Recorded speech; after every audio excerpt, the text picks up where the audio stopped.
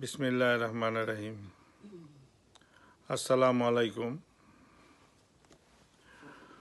আজকে ভিডিওটা করতেছি শুধু যারা বিধর্মীদেরকে খুব প্রায়োরিটি দেন তাদের ব্যাপারে এবং বিধর্মীদের কথা শুনে যারা কাজ করেন। আল নিসা আয়াত 144, ওইখানে আপনারা পড়েন, দেখেন। ওইখানে আল্লাহ বলতেছে, আল্লাহ কাফেরদের বন্ধুরূপে গ্রহণ করেন না। আমি পুরাটা পড়ি নাই, পুরাটা আপনারা পড়বেন, কোরআন শরীফ দেখবেন, পড়বেন। আল মায়দায় যান, আল মায়দায় আয়াত 51 নম্বর আয়াত। এখানে আল্লাহ বলতেছে, তোমরা ইহুদি ও খ্রিস্টানদের সাথে বন্ধুরূপে গ্রহণ করো না, তারা একে অপরের বন্ধু। এখন খ্রিস্টানদের কিন্তু একটা কিতাব আছে এবং ইহুদিদের একটা কিতাব আছে,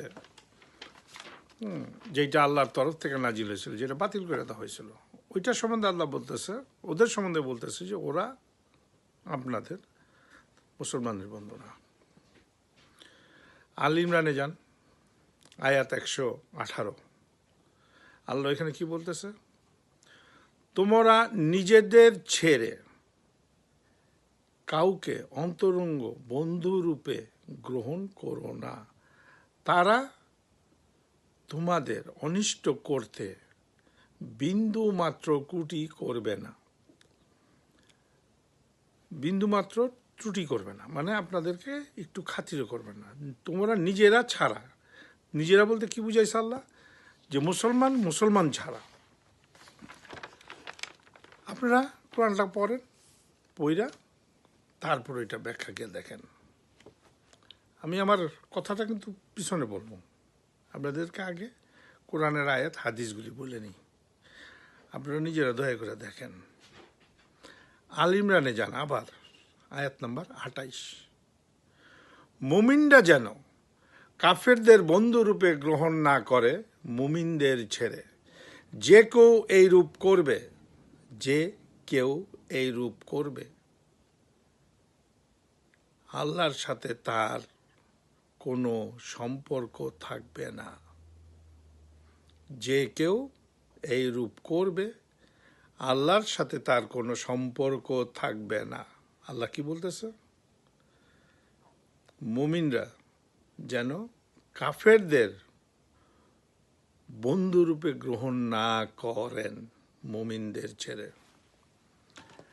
এখন আমার বলার উদ্দেশ্য হলো এটা, যে বাংলাদেশে একজন লোক উস্কানি দেয়, তার নাম হলো পিনাকি। এই পিনাকি একজন কাফের। এই পিনাকি 300 থেকে 400 বাচ্চা তার ভুল ওষুধে মারা গেছিল।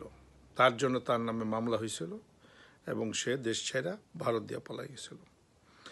ওই পিনাকি ওইখানে হাত উঠায় কথা বলে এবং সে বাচ্চাদেরকে নির্দেশ দেয়, তোমরা এই করো, তোমরা ওই করো। মানে ওই বাচ্চাগুলি তার বাপদাদার চাকর, হিন্দু চাকর, কাফেরদের চাকর, আর বাচ্চাগুলি এগুলি করে। বয়সে যে বাচ্চাগুলি এগুলি করছে, এগুলি আমার ভাতিজা নাতির সমান, কিন্তু সব মুসলমান। এই জন্যই আমি আজকে এই ভিডিওটা তোমাদের জন্য করছি, যে তোমরা মুসলমান, তোমরা যদি মনে করো যে লা ইলাহা ইল্লাল্লাহ, আল্লাহ ছাড়া কোনো মাবুদ নাই, তোমরা যদি মনে করো যে আশহাদু আল্লা ইলাহা ইল্লাল্লাহু ওয়াহদাহু লা শারিকা লাহু আশহাদু আন্না মুহাম্মাদান আবদুহু ওয়া রাসূলুহু, আমি সাক্ষ্য দিচ্ছি আল্লাহ ছাড়া কোনো মাবুদ নাই, আমি আরও সাক্ষ্য দিচ্ছি আল্লাহ এক, আল্লাহ অদ্বিতীয়, আল্লাহর কোনো শরিক নাই, আমি আরও সাক্ষ্য দিচ্ছি মুহাম্মদ আল্লাহর দাস ও রাসূল। যাও, যায় বুখারী শরীফ পড়ো। যদি তোমরা কোনো কাফেরের কথায় বঙ্গবন্ধুর বাড়ি ভাঙ্গা থাকো, তাহলে তোমাদের জন্য বেহেশত হারাম হয়ে গেছে। এখন নামাজ পড়ো, আল্লাহর কাছে কান্দাকাটি করো, মাফ করার মালিক আল্লাহ। কোনো বিধর্মীর কথা শুনো না। এই বাজে লোকের কন্টেম তোমরা বর্জন করো। সে রয়ের এজেন্ট, সে ভারতের এজেন্ট, সে খুব সূক্ষ্মভাবে এই খেলাগুলি তোমাদের দেশে খেলছে। দয়া করে কোরআন শরীফ পড়ো, দয়া করে বুখারী শরীফ পড়ো, বড় বড় আলেমদের কাছে যাও।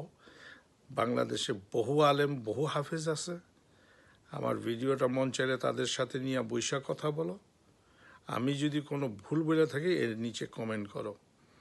আমি চাই আমার কোনো মুসলমান ভাই যেন আল্লাহ তাদেরকে দোজখে না দেয়। কথাটা যদি ভালো লাগে শোনাও মানুষকে, মানুষের উপকার হইতে পারে। মানুষ মাত্রই ভুল করতে পারে, মানুষ ভুল করবে না, মানুষ তো ফেরেশতা না। আল্লাহ এখানে অনেক জায়গায় কোরআনে বলছে আমার কাছে মাফ চাও। এখন তোমরা দেশের রাহাজানি এইগুলি বন্ধ করো দয়া করে। ডক্টর ইউনূসের উপরে বলো যে ফেব্রুয়ারিতে উনি নির্বাচন দেওয়া যাবে, আর নাহলে উনি ক্ষমতা সেরা চিফ জাস্টিসের ক্ষমতা দিয়ে চলে যাবে। ওনার ফেব্রুয়ারির পরে ওনাকে ওনার সম্বন্ধে কথা বলতে হবে, কারণ উনি কথা দিছে ফেব্রুয়ারিতে নির্বাচন দিয়ে দেবে। এই পর্যন্ত ওনার বিরুদ্ধে কথা বলা আমাদের ঠিক হবে না।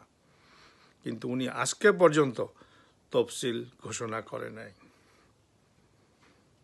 আসসালামু আলাইকুম, আল্লাহ হাফেজ।